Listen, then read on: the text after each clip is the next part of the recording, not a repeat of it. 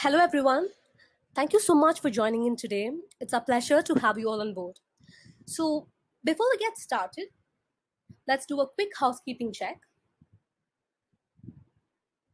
I hope the audio and video are clear. If you are facing any issues, please raise your hand using the option to your left or leave us a comment and we'll have it checked right away. Thank you for the confirmation. We discuss all things conversion optimization on social media, so make sure to follow us at Zoho PaidSense. And lastly, do give us a shout out using the hashtag CRO with PaidSense and share your feedback with us. So today's webinar, as you already know, is going to be about how to maximize your conversions using existing website traffic. I'm Pavitra Rajshekharan, content marketer for Zoho PaidSense, and today I have with me Bala Rohini, our user education lead. So now let's take a quick look at the agenda. The agenda for today goes like this. What is a conversion? What is CRO? Benefits of CRO and what it can do for your business. Introduction to PaidSense. And then Bala will give you a detailed demo of PaidSense. And finally, we have a QA session planned for you. So if you have any questions during the course of the webinar, you can just drop them in the QA section. Yeah, on the section that you see on the left side of the screen, and then we'll take them up later. So let's get started. A lot of business owners and fellow marketers I talk to tell me this one thing. I invest a lot on content marketing, SEO, ads, and other marketing avenues to drive traffic to my website. But my traffic does not translate into conversions. So what is a conversion? So let's say you're selling handmade bags, beautiful, eco-friendly ones. You've got a good spot at the center of a fair, and over the course of the day, hundreds of people pass by your stall. Some even drop in and make a purchase. So today, you've convinced 40 of your visitors to buy a bag.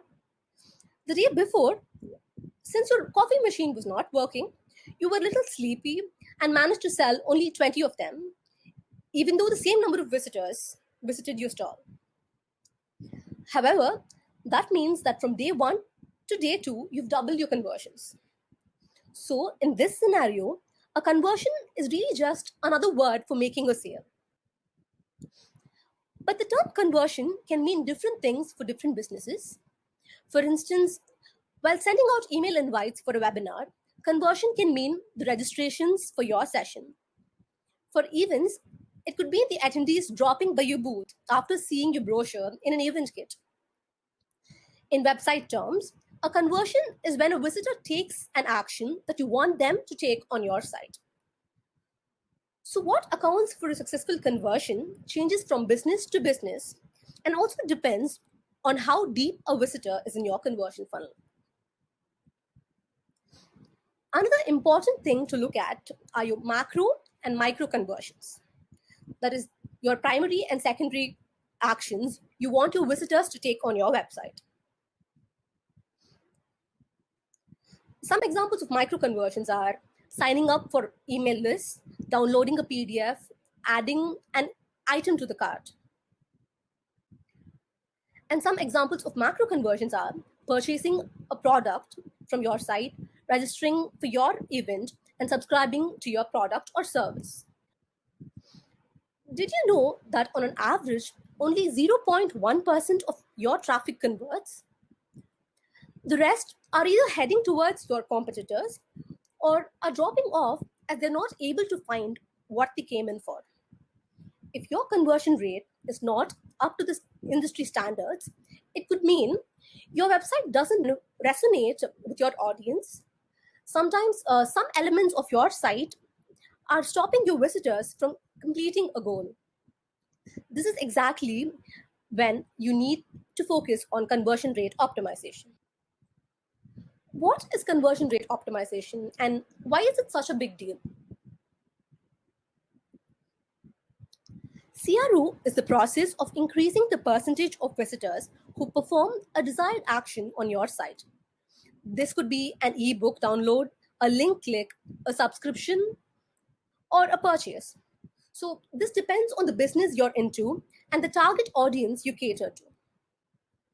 So now let's take a quick look at the benefits of CRO. Analytics will give you all the important numbers, like the number of visitors, number of conversions, conversion rates, bounce rates, and so on. You will be able to understand your visitors and see why they behave in a certain way. With CRO, you are leveraging your existing website traffic without having to shell out that extra money on other marketing channels. With strapped budgets these days, you get to work on people who are already on your site and who are already interested in what you have to offer. It's easy to convince these people then to invest on acquisition more and more. And at the end of the day, we obviously want to increase our revenue and reduce the customer acquisition cost. CRO is of great help in that area as well.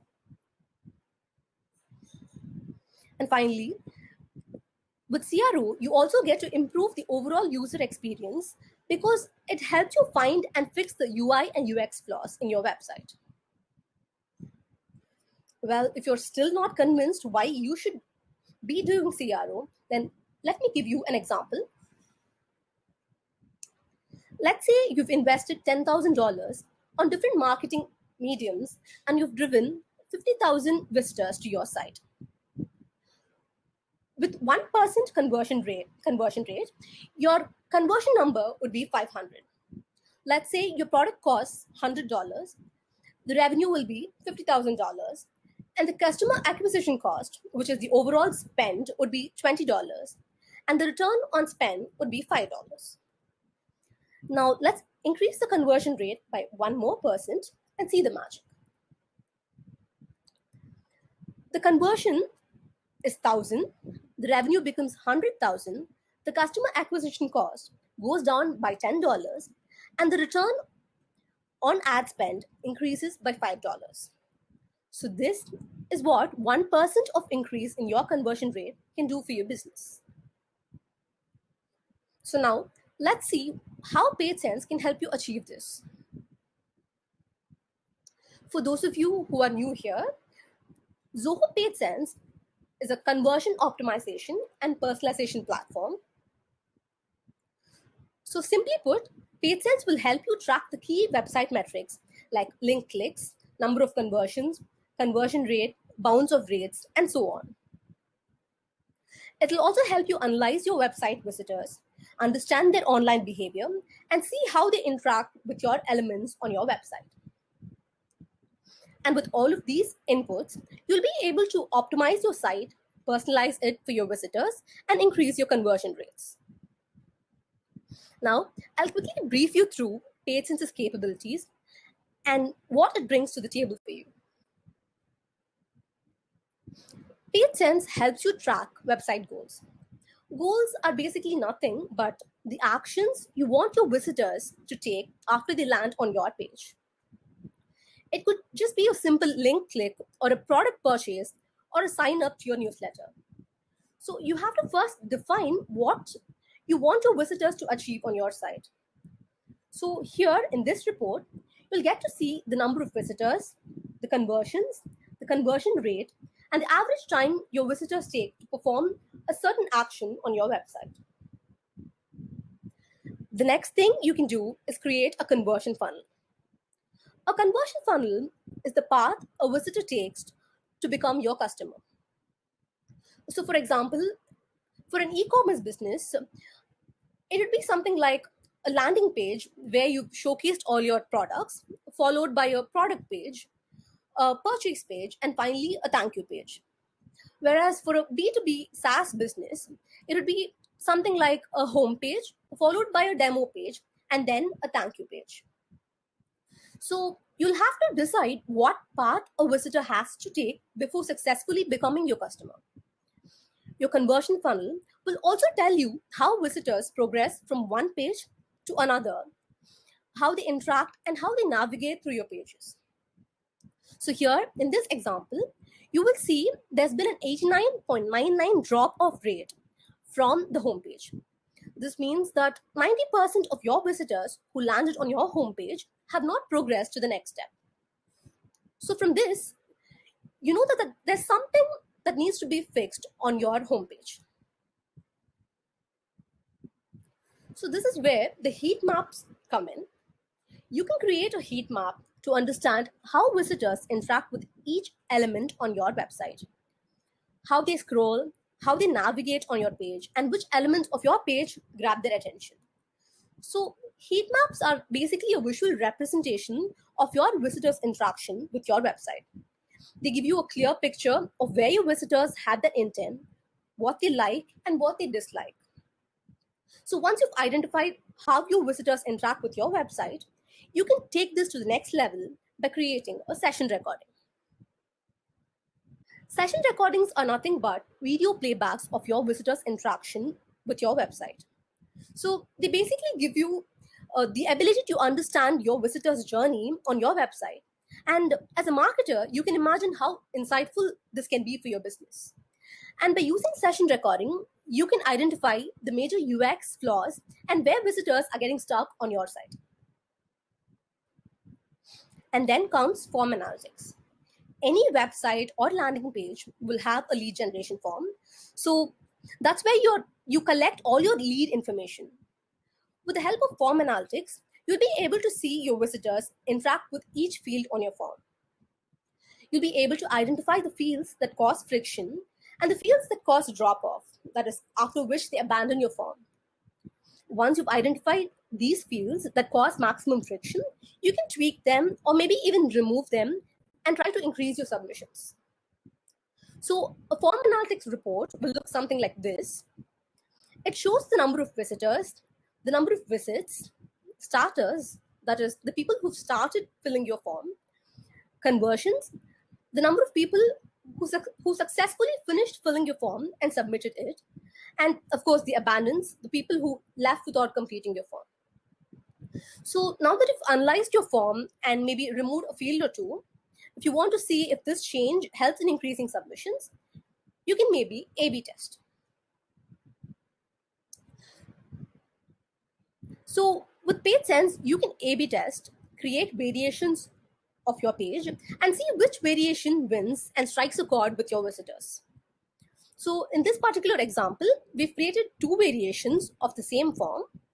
In one variation, we've removed the phone number field, and in the other variation, we've removed the name field. And you can see that the form without the name field has done better and has more conversions than the other one.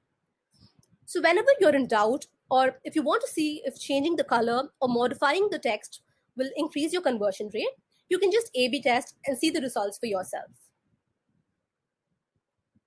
And that's not all. We also have personalization, where you can dynamically change the content on your website based on your visitors' demographics. So let's say you own a clothing store. In this example, Zilkos Fashion is a clothing store which caters to the US and Australian markets. So the catch here is, when it's winter in the US, it's prime summer in Australia. So without changing your website completely, you can use PageSense's personalization feature and just change the content. That is, display dynamic content based on their geography. So when a visitor sees this page from the US, they'll be able to see the winter clothing. On the other hand, when someone is viewing the page from Australia, they'll be able to see the summer clothing. PageSense also lets you create polls to understand your visitors. So you can ask open-ended questions, run NPS, and conduct surveys, and learn what makes for a better user experience directly from your website visitors. So yes, that's pretty much about it from my side. Now, Bala will give you a complete walkthrough of Zoho PageSense. Thank you, Pavitra. Thanks everyone for joining the webinar today. I hope all of you guys are able to see my screen and hear me. If not, please put it in the chat panel on the left and our support team will help you. So let us now quickly jump into our product demo. Today, I take the example of an e-commerce site called Zilka Fashion Store to show you how paid syncs can be used to track, analyze, and optimize different pages on this website and further help obtain an increased conversion rate and revenue value on this site. So here is my fresh Zoho PageSense account with the respective space and project selected. A space in PageSense is a portal for holding all your projects, and a project is where you create all your experiments. Note that you can have only one space created for an account. However, the number of projects that you can create depends on your subscription plan. So in order to view your current plan, you can click on the usage button here at the top right, and you'll have the details of the number of projects, the number of visitors, and the time left for your data plan. So now let me go back to my project, Zilka e-commerce. And here you see the UI is divided into two distinct panes, the left pane and the top pane. On the left pane, you have sections like track, analyze, optimize, personalize, and engage, which are all the important steps involved in a CRO process. And on the top, you have the advanced settings like snippet, users, integrations, experiment settings, and project settings. So now before we jump into creating and launching experiments in PageSense, let me switch to my testing website and take a closer look at the various components in it to see what changes we need to incorporate to attract visitors and finally generate the desired revenue on the shopping site. So as you can see, the site looks simple and neat with distinctive tabs on the home page, like the product categories, the contact us, the blog, and also the tiny sign-in button at the top right. And as you scroll down, you can also see the list of products displayed in orderly fashion. And at the bottom of the page, we also have a newsletter subscription box. So with that knowledge of the website, we'll now begin to track and analyze different pages on the site using Zoho PageSense. So the first and foremost thing that you need to do to track the visitor data on your website is to copy paste the PageSense code snippet inside the head tag of all the web pages you want to run an experiment. To get the code snippet, click the snippet tab on the top pane and copy the type of code snippet that you want to insert on your web page. Zoho PageSense provides you with two types of code snippets, it's synchronous and asynchronous. In synchronous code, the scripts are loaded and executed sequentially one after the other, starting with the head tag on your website. And in asynchronous, the scripts are loaded and executed simultaneously alongside other functions of your website. And at PageSense, we always recommend you to use the synchronous type of code snippet for A/B and split URL experiments, as it will avoid page flickering while loading your A/B test pages. And next to the snippet tab, you also have your advanced settings like users, which lets you to invite new users to the specific project. Integrations tab, which lets you to connect PageSense with other third-party applications like Google Tag Manager, Google Analytics, and also our in-house application Sales IQ. And next is the experiment settings, which allows you to create a mutually exclusive group to avoid the overlapping of same visitors across multiple A/B and split URL experiments. To put it simply, any visitor who sees experiment A will not see experiment B and vice versa. And last is the project settings. Here you have the project JS option, which allows you to configure and execute custom JavaScript functions on your website without having to directly make changes to your site's code. And next is the IP filter option. Here you can specify the list of IP addresses that you want to filter and stop collecting visitor information on your experiment. And this will be mainly useful when you want to exclude visitor traffic in your own organization from showing up in your reports. And next is the cross-domain tracking. Enabling this option allows you to track visitors' journey across multiple domains.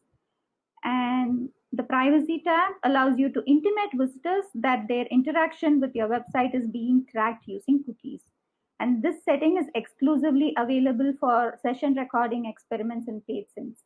So once you choose any of the options available here, the corresponding banner will be displayed to your visitors on your website. And last is the project info, which provides you details such as the space name, the project key, and the data center where your users are registered from. So now let us start by setting up goals for the web page.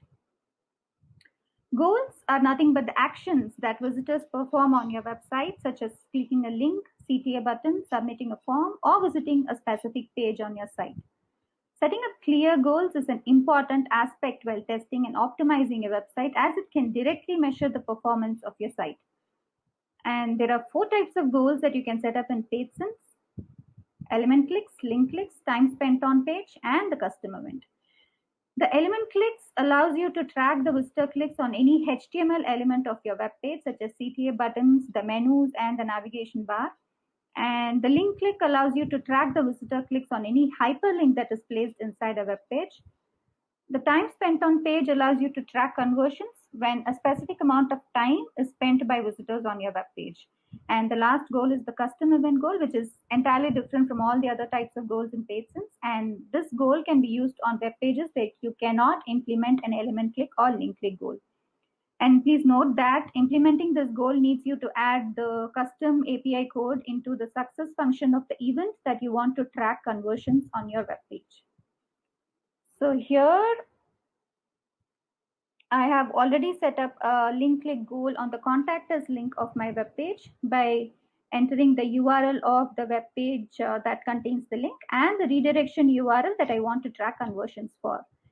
And on this page, you can also see a type drop down, which contains the different URL match types that can be used to target a specific URL or a set of URLs you want to run your experiment for. By default, you will have the simple URL match selected for all the experiments in PageSense.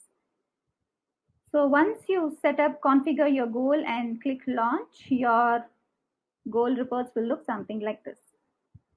So under the overview section, you have metrics such as visitors, which are the number of unique visitors coming to your web page, conversions, which are the number of visitors who have achieved the goal, the conversion rate, which is the percentage of visitors who have achieved the goal, and the average conversion time, which is the average time it took by the visitors to complete a goal. And below that, you can view the performance of the goal over time and compare it against parameters such as conversion rate, and visitors. And next, you can measure the performance of the goal by hour, day, and week of the month. And below that, you can view the goal's performance by different traffic sources such as direct, referral, search, and others through which your website users enter your website. And also you have the visitor type graph, which provides you goals performance based on new and returning visitors to your site. And below that, you have the list of all web pages included in your goals, starting with the ones with the highest conversion to the least. And below that, you can see the performance of the goal based on device types like desktop, tablet, and mobile. And the last graph shows you the goal's performance and conversion rate in different countries of the world. So apart from all these metrics, the PageSense report also comes with 2 interesting features, that is date range and the segment audience. The date range allows you to filter your reports based on a specific period of time, and the segment audience allows you to filter your report based on the different characteristics and behavior of the visitor who come to your web page.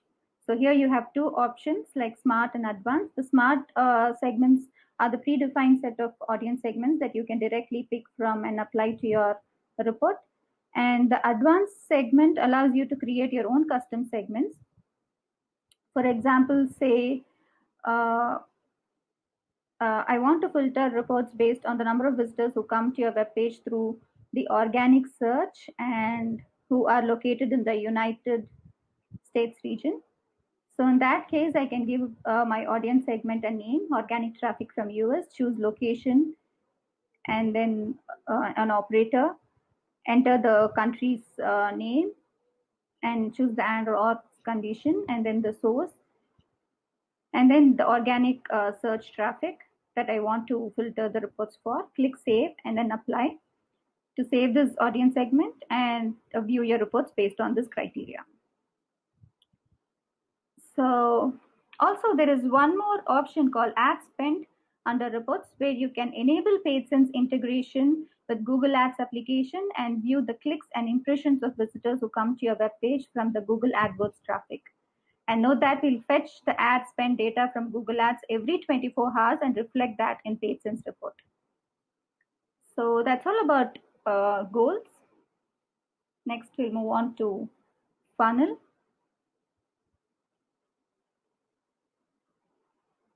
So a funnel analysis is a series of ordered steps taken by visitors to reach a destination or achieve a specific goal on your website. And it is the best method to understand the flow of visitors to different pages of your site. To create a funnel in PageSense, click the new funnel analysis button, enter the name and then the URL links of all the steps that you want to include in your funnel. So here I have already set up a buyer's journey funnel for my website to understand where exactly do visitors drop off after entering the home page, and finally how many visitors end up completing a purchase on my e-commerce site. So once after you configure and run your funnel for a stipulated period, your funnel reports will look something like this. And here you can view metrics such as visitors, conversions, conversion rate, and average completion time, which is the average time taken by visitors to complete all the steps involved in your funnel. And below that, you have the drop-offs across the funnel graph. From the graph, you could see that the maximum drop-off rate is when the visitors move from the home page to the product page with a percentage of 85. And clicking on the circle icon here lets you see a detailed report of the visitors in a particular page or step in your funnel against parameters such as conversions, conversion rate, visitors drop-off rate. So using these metrics, you can now analyze which specific pages on your website needs to be optimized better to get an increased conversion rate and decreased drop-off rate. So, and then there is one more interesting feature called share under reports, which allows you to share a link of your report to your peers or external stakeholders. So, and this one allows you to set an password and expiry date for the generated link.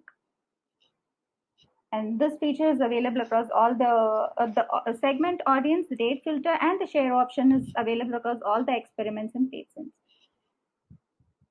So now let us move on to heat map. A heat map is a color-coded visual representation of your visitor's behavior on your web page, and it shows you which HTML elements, buttons, and links your visitor clicks the most, and also the ones that do not get the expected clicks or attention on your page. To create a heat map, click the new heat map button, enter the name and then the link of the web page you want to view visitors interaction, and choose the number of visitors you want to view the heat map for, and finally click activate. And here I have already set up a heat map for the home page of my website, and the report for it is here. On the top section, you can see the URL of the current web page that is displayed below. And next to that, you have the device-specific view of the heat map. And you can also see something called this consolidated heat maps here, which allows you to view the click pattern of elements that are common across all the pages with similar layout on your website. So from the heat map report, you can see that your visitors are clicking more on the sign in button, and the other options like product categories, the blog, career, contact us is not attracting much clicks. So, and also on the right pane, you can see metrics like visitors, visits, clicks, clicks per visit, engaged visitors, and below that you have the top engaged elements, which contains the list of all web page elements that are ranked by the number of clicks received and the corresponding contribution on the web page. So clicking on any of the element here will take me to the corresponding location of the element on the heat map, along with the clicks and percentage. And also, another special feature of heat map reports in PageSense is it lets you track clicks on dynamic elements on your web page. And the next one is crawl map. The scroll map report shows you the percentage of how far down the page your visitors scroll on your web page. Here, the hottest color red indicates the most viewed section of the page, and the cool color blue indicates the least viewed section of your web page. And here you also see something called as average fold, which is the average area up to which your visitors can view your web page without having to manually scroll down. And next is the attention map.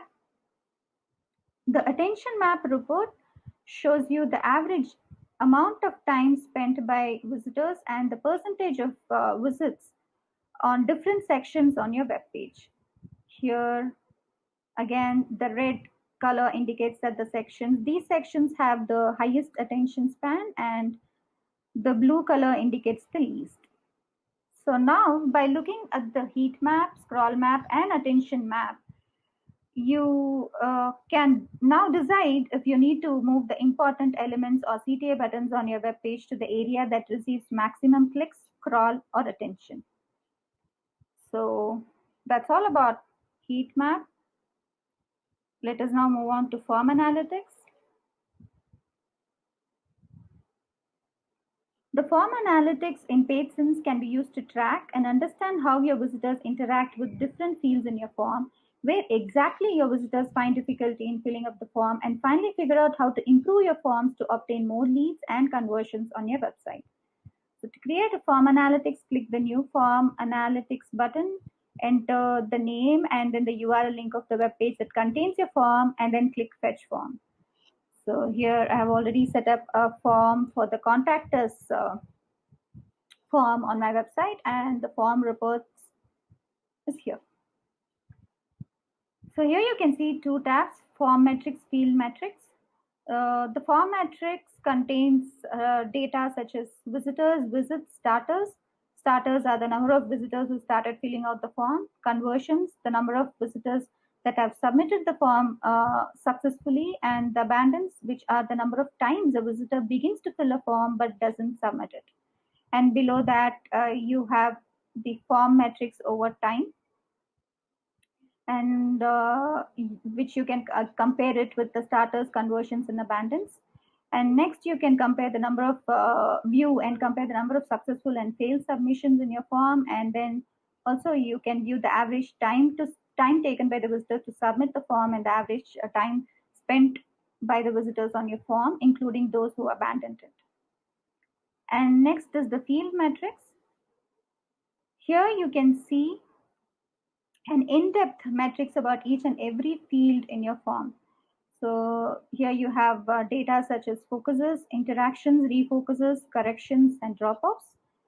And next you can see the field and blank field metrics. And the last graph shows you the hesitation and total time metrics.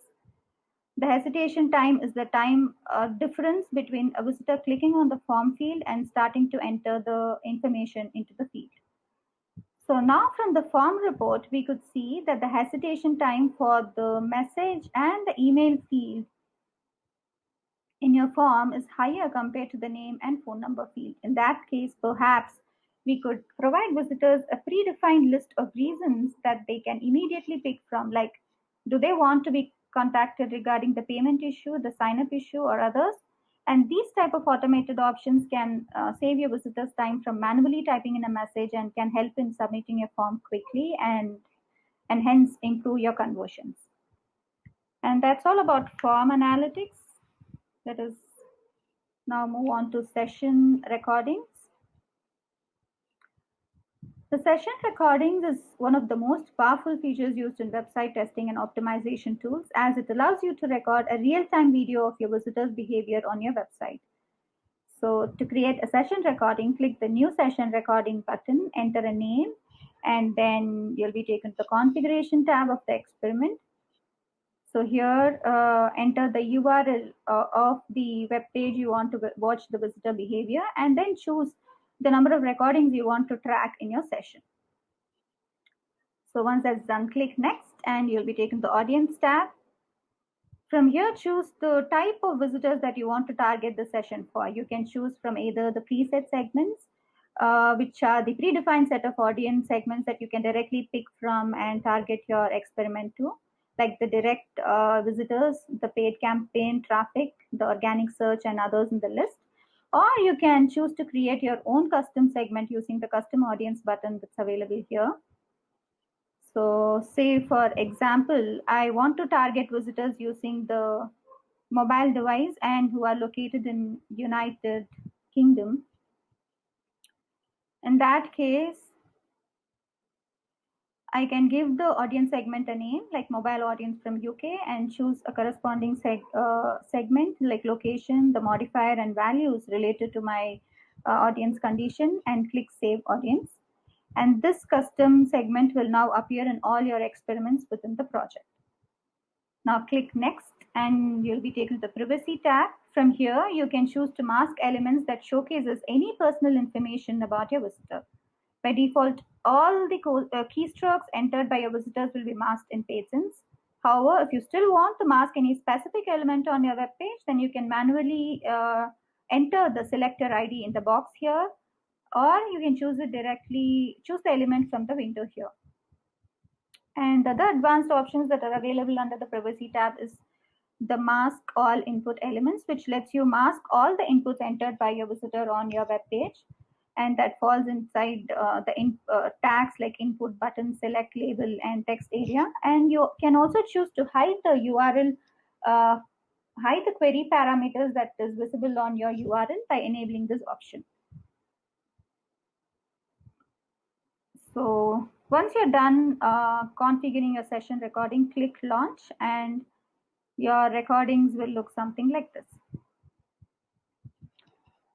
So here on the right pane, you can see details such as the visitor name, the device, the OS, browser, resolution, and the source through which the visitors entered your site. And note that PageSense uses cookies to generate a random visitor name for each session, which is actually a combination of an adjective and an animal name, like the snobbish raven here.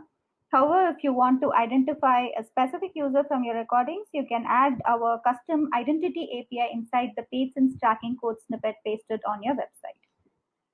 And here below that, you can see the tags section, which allows you to type in the keywords to group and filter recordings based on the actions performed by a visitor. So here I have said product viewed, as the visitor has viewed one of the products on the web page. And next you have the events section. Here you can see the timeline of all the interactions performed by your visitors on your website. And at the bottom, you have the options to play, pause, go to the previous or the next recording, and also skip to certain sections of the recording. And that's all about session recording.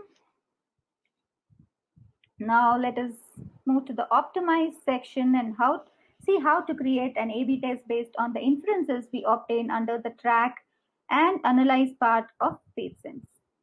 A/B testing is the process of comparing different versions of your actual web page to see which one performs better in terms of conversion rate. The main difference between the A/B test and split URL test is that in the A/B test, you're allowed to make only minor design changes to your website, like changing the text on CTA button, changing background color, or moving the position. And also in A/B experiment, the URL of the original and variation pages will remain the same.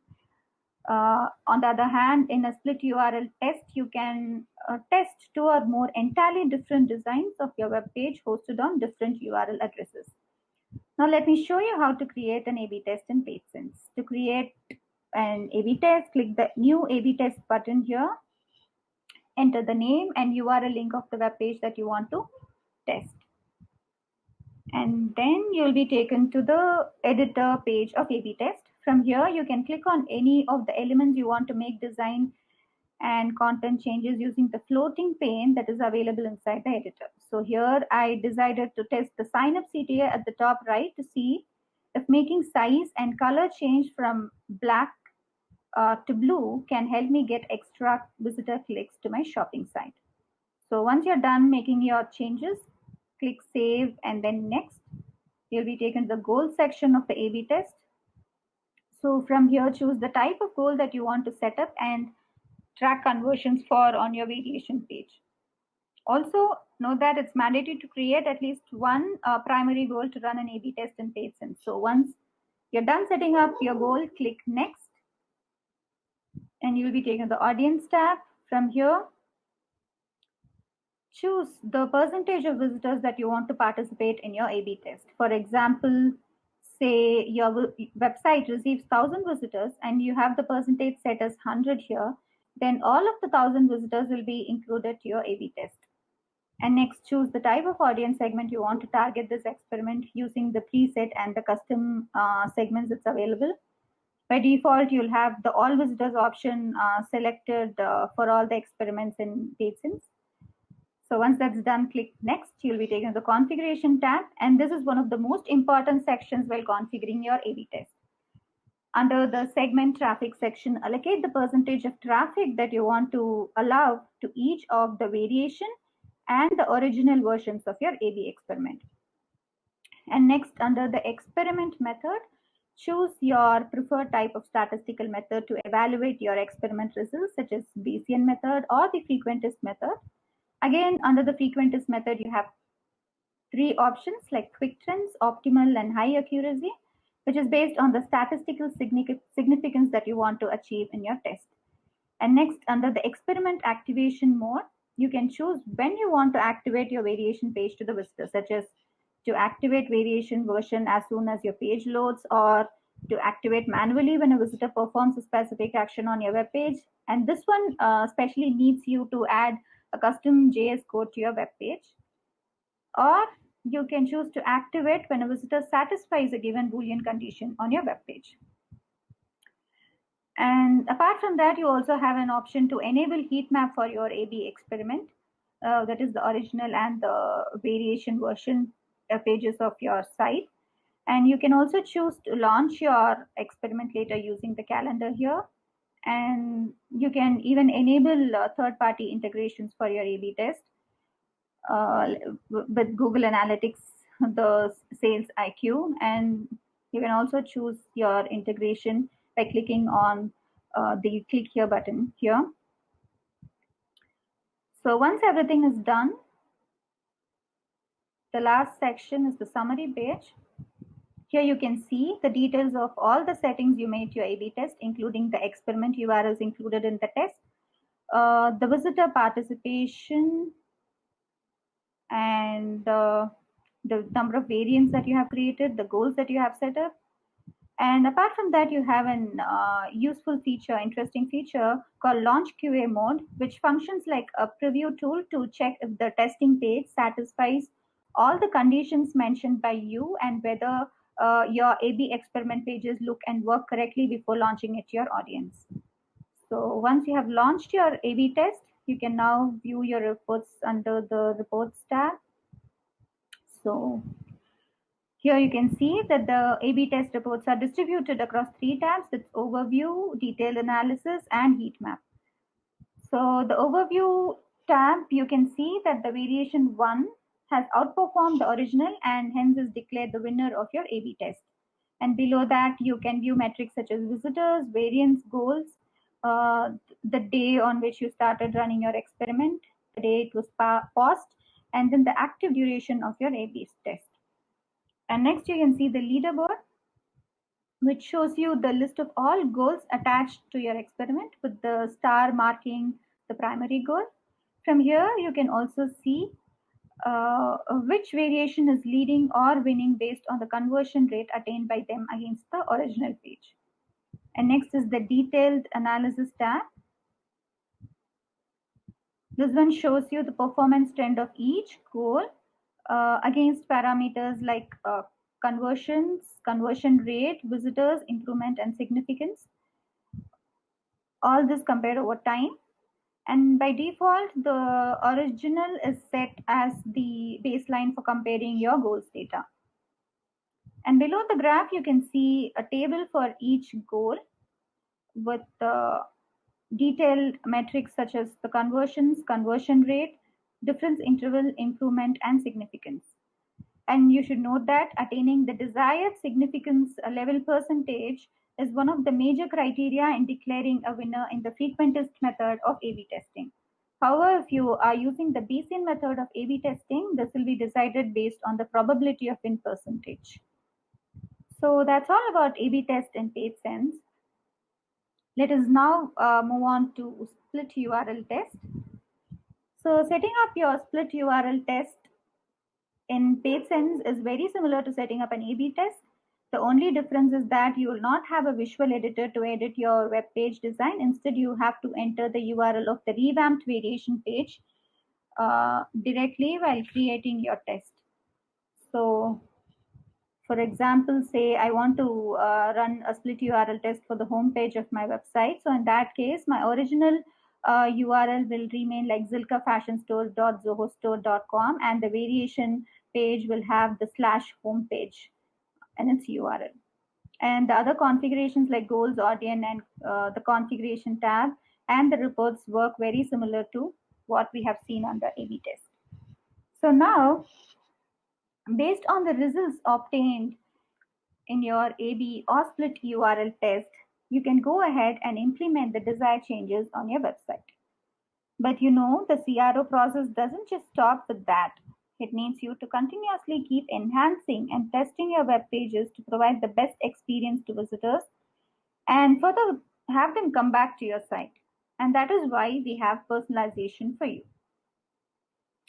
Personalization is the process of creating a unique website experience to visitors rather than showing a single experience to all visitors coming to your site. So you can personalize your website based on different visitor parameters like new or returning, their past purchase history, their geographical location, the weather, or their behavior, or any of the behavior on their site. And the A/B test and personalization experiments work in a very similar fashion, except that in the A/B test, you will start by creating a variation and then you'll select your target audience. But in case of personalization, you first have to select your target audience segment and then create an experience for them.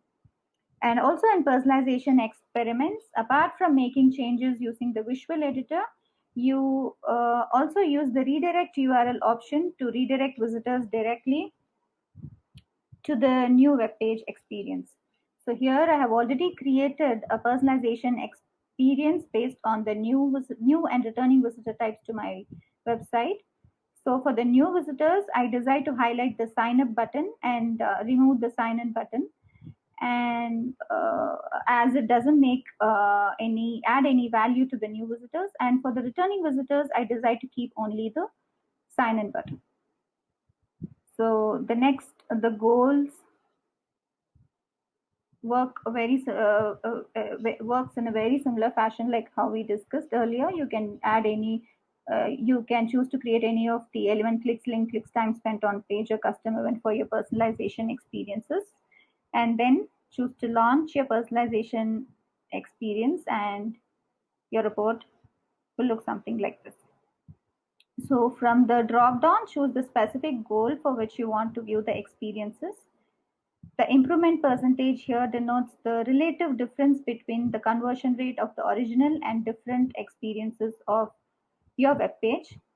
And here you can also see the percentage reach of experiences, the total visits and the personalized visits on your web page, the number of days your personalization experiment was running, the last published and the first published date. And below that, you can keep track of the experiences through which the goal achieves peak performance for each of the for the different experiences that you have created. And next, you can view and compare performance metrics of the original with the other variations, and view metrics such as visitors, visits conversion rate, and the improvement percentage. And the last one shows you which audience segment forms a major part of this personalization experiment, like the new visitors or the returning visitors. And that's all about personalization. So now, with all the steps covered in a CRO process, the next key part to grow your business involves gathering feedback and suggestions from your customers. Listening to your customers' needs and requirements and later targeting them with the best offers and promotions is the easiest way to drive traffic to your site. And this could be achieved using the Engage section in PageSense, which includes polls and pop-ups.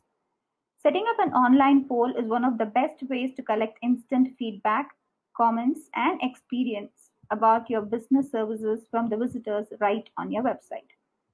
To create a poll, click the New Poll button, enter a name, and then click Create. You'll now be taken to the Questions tab of the poll.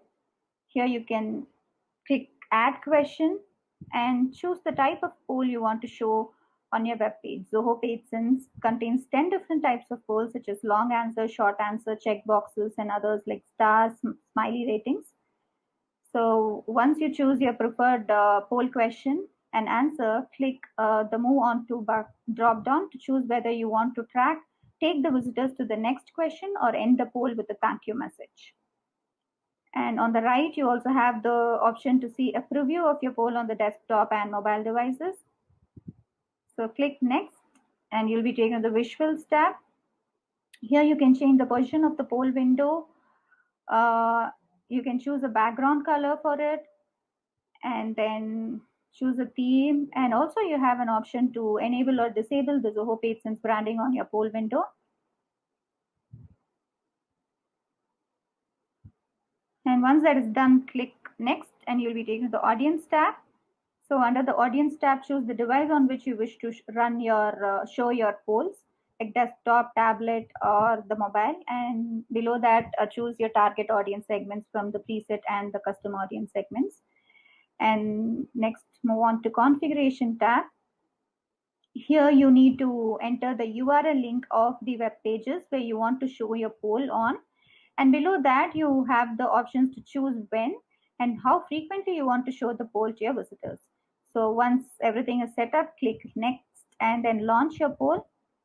Your poll window will appear on your website like this. So, and your poll reports will look something like this.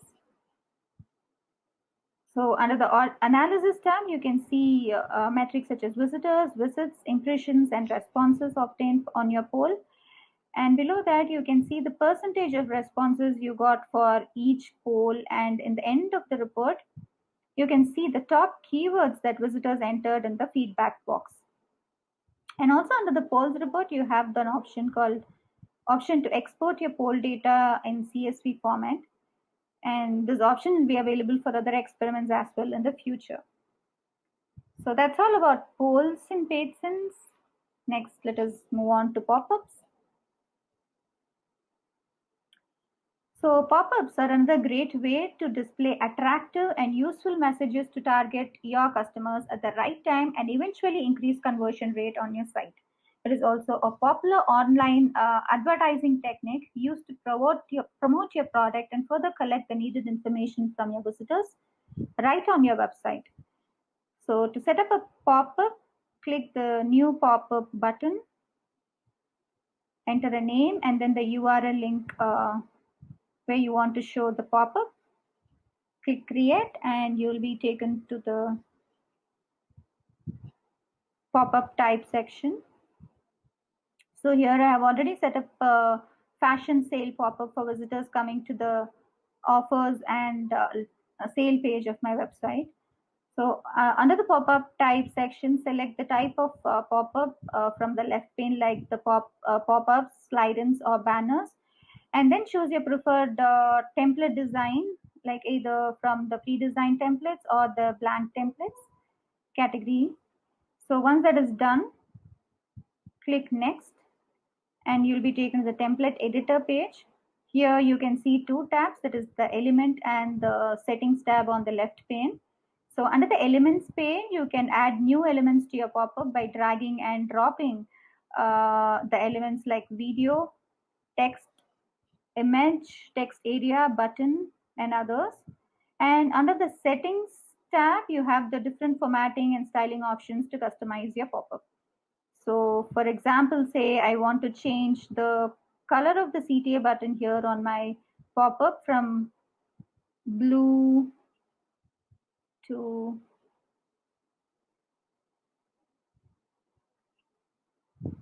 pink, purple, and then so once the changes are done, click Next, and you'll be taken to the Audience tab. From here, choose the device and the target audience for your experiment, like the desktop, tablet, or mobile, and click Next. You'll be taken to the Configuration tab. From here, select your target pages, choose when and how many times you want to display your pop-up on your web page. And once everything is done, click Launch and your pop-up will appear on your website like this. And your pop-up report will look something like this. Under the Analysis tab, you can view metrics like visitors, visits, impressions, conversions, and conversion rate. And below that, you can measure the performance of the pop-up over time. And below that, you can see the performance of the pop-up by individual fields inside the pop-up window. And under the Responses tab, you can view details about the visitors, the device, OS, browser, the country through which the visitor entered your website, and the name and email ID of the visitor. So that's all about pop-ups and patents. And with that, we have come to the end of our demo. Thank you, everyone. If you have any further doubts or feedback, please feel free to write to us at support@zohopatents.com. We're also pretty active on social media, so do follow us there as well. We also have many interesting webinars lined up in the coming weeks. Do register and tune in for that as well. So yeah, I guess that's a wrap. Thank you so much for joining in today. Have a great day.